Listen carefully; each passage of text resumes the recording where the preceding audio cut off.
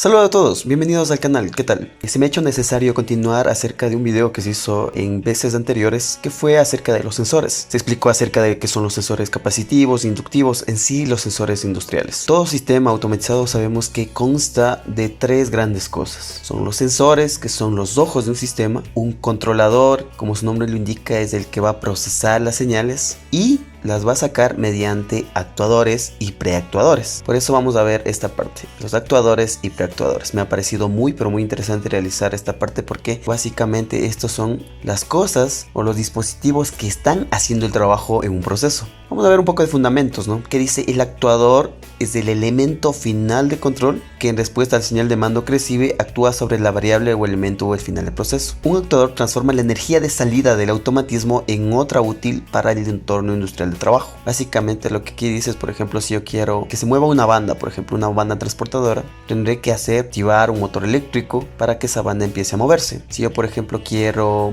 que se encienda un sistema de refrigeración, por ejemplo, tendré que verificar que encienda el compresor, las electroválvulas, etcétera. Todas esas partes de ahí son actuadores que hacen que el sistema ya empiece a funcionar. ¿Cómo se van a clasificar? Tenemos tres grandes grupos, ¿sí? Los eléctricos básicamente son los más utilizados, los neumáticos, pero también son una combinación, ¿no? Puede ser electroneumático, hidráulico, también puede ser electrohidráulico, ¿sí? ¿Qué son los actuadores eléctricos? Aquí podemos ver básicamente dos clases bien detalladas, ¿sí? Los de corriente alterna, es decir, los que varían en el tiempo, su onda varía en el tiempo, es decir, y los de voltaje continuo, es decir, los de CD. Los de corriente alterna se dividen en dos grandes grupos, los síncronos y los asíncronos. Estos básicamente se llaman los motores de inducción. Los síncronos, ¿qué quiere decir su nombre? Síncronos parten de que giran a la velocidad sincrónica, es decir, en mi país, por ejemplo, Ecuador, trabajamos a 60 Hz,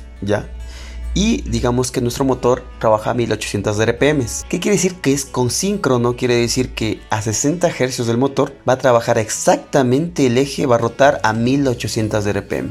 Lo que no sucede con los asíncronos. Por ejemplo, los asíncronos, ¿qué quiere decir? Que nunca van a poder trabajar a la velocidad, podría decirse, a 60 Hz. Si nuestro motor en teoría debería trabajar a 1800, un asíncrono trabajaría a 1780, 1785, etc. Es decir, tiene un deslizamiento, tiene un desfase de la velocidad síncrona, ¿ya? Tiene un desfase, entonces por eso se llama asíncronos. ¿Cuál es la gran diferencia? Que estos necesitan, por ejemplo, es una de construcción un poco más compleja.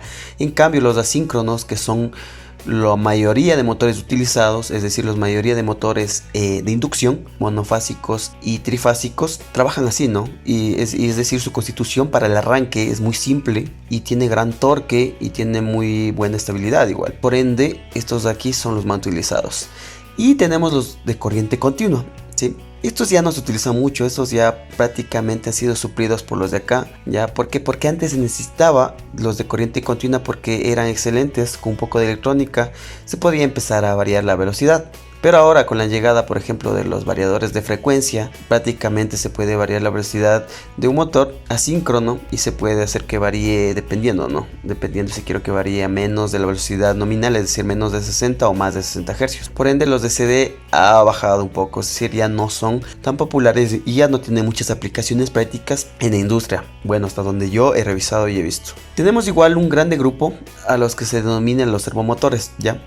Es un motor utilizado para tener una salida precisa y exacta en función del tiempo. Dicha salida está expresada habitualmente en términos de posición, velocidad y torque, ¿sí? Se utilizan frecuentemente en sistemas de radio control y robótica. Estos ya para precisión, es decir, para máquinas CNC, para máquinas de empaque, ¿sí? Estos son muy utilizados. ¿Por qué? Porque prácticamente yo ya puedo ver exactamente en qué posición.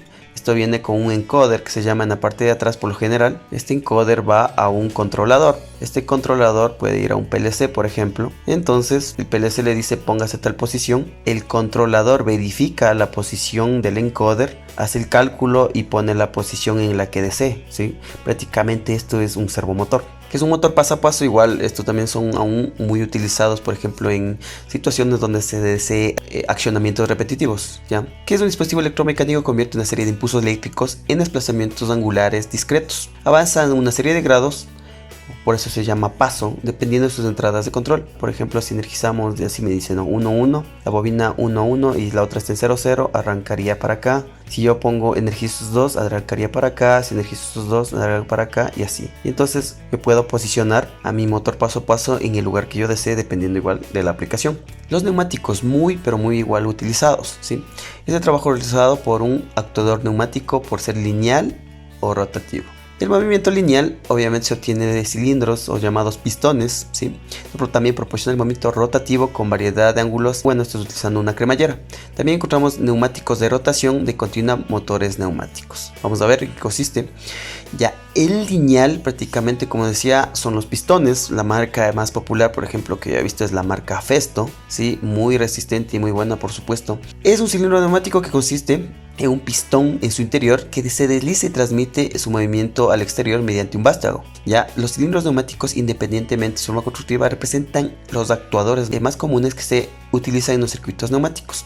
Existen dos tipos fundamentales los cuales derivan sus construcciones especiales: el de simple efecto y el de doble efecto, ¿sí? ¿Qué es el simple efecto? Vamos a ver aquí. Desarrolla un solo trabajo, un solo sentido, ¿sí?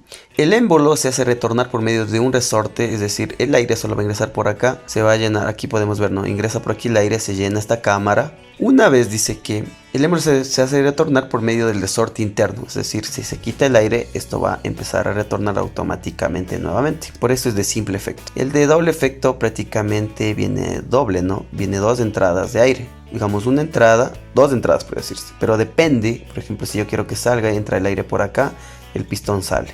Si quiero que yo ingrese, ahora el aire va a ingresar por acá y va a salir por acá. Si yo quiero que ingrese, ya, por eso es de doble efecto. Esto sería prácticamente el actuador. Adelantándonos un poquito, el preactuador en este caso sería, por ejemplo, las electroválvulas, ¿no?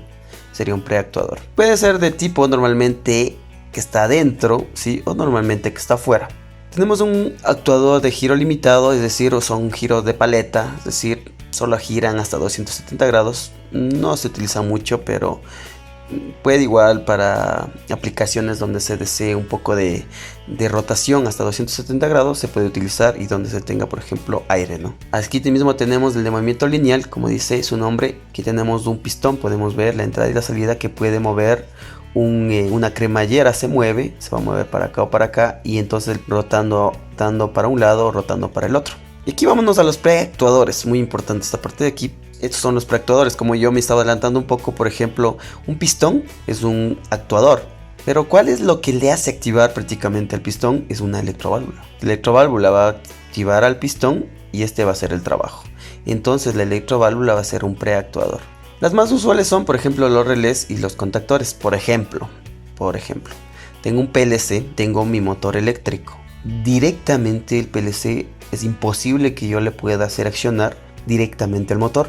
¿Por qué? Porque las salidas de mi PLC máximo en estáticas son miliamperajes, ¿sí? Máximo 200, 300 miliamperios, pero nada más. Entonces, ¿qué es lo que se hace? Que el PLC, por ejemplo, me active ya sea un contactor o un relé. Este contactor sí ya me va a poder conmutar potencia. Entonces ahí sí, por ejemplo, yo ya puedo conmutar y puedo que ya mi motor funcione con mi contactor. Básicamente, entonces nuestro contactor vendría a ser un preactuador. ¿Cuál es la diferencia entre un relé y un contactor? Que el relé básicamente tiene un poco menos de corriente, ¿no? O sea, los contactos máximo pueden ser hasta 10, 15 amperios. Pero de un contactor, dependiendo del tamaño, dependiendo de la aplicación, puede soportar hasta cientos de amperios. Ahora, ¿cuál es la desventaja de estos? Obviamente que tienen desgaste. Como decíamos, las válvulas o llamadas electroválvulas. ¿Por qué? Porque la válvula en sí solo hace el trabajo mecánico.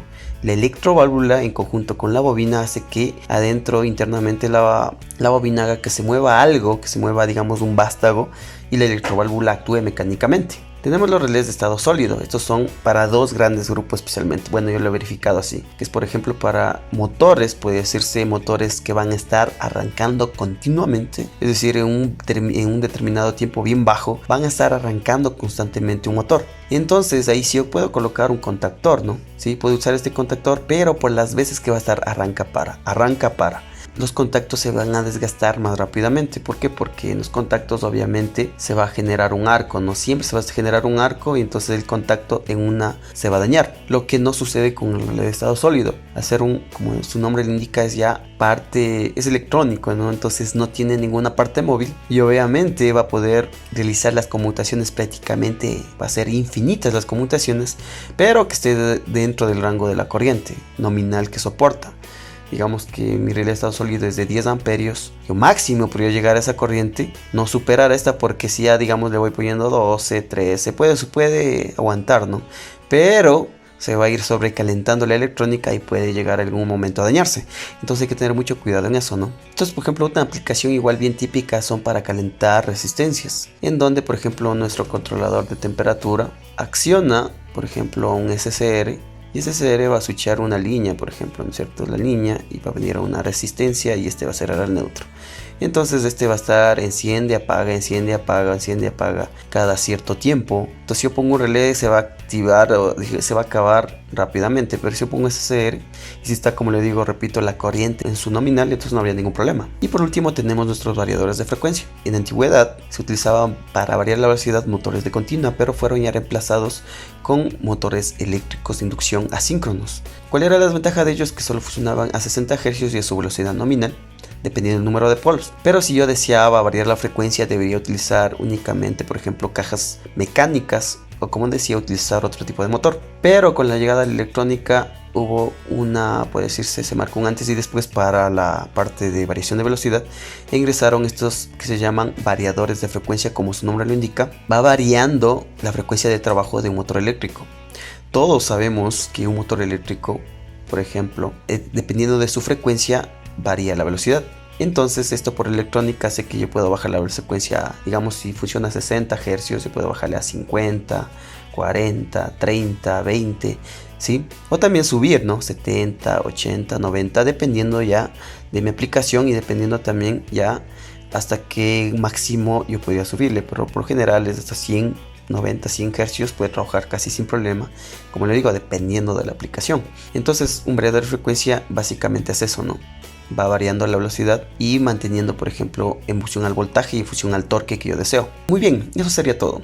Bueno, continuaremos con un poco más ampliando. Por ejemplo, podemos ampliarnos lo que son los servomotores. Ahorita vimos a grosso modo que era prácticamente los actuadores, y como decía al inicio del video, que son nuestros elementos que hacen ya el trabajo real para que todas nuestras máquinas funcionen. Si te gustó este video, por favor no dudes en suscribirte a nuestro canal, seguirnos en todas nuestras redes sociales. Somos Slamatic.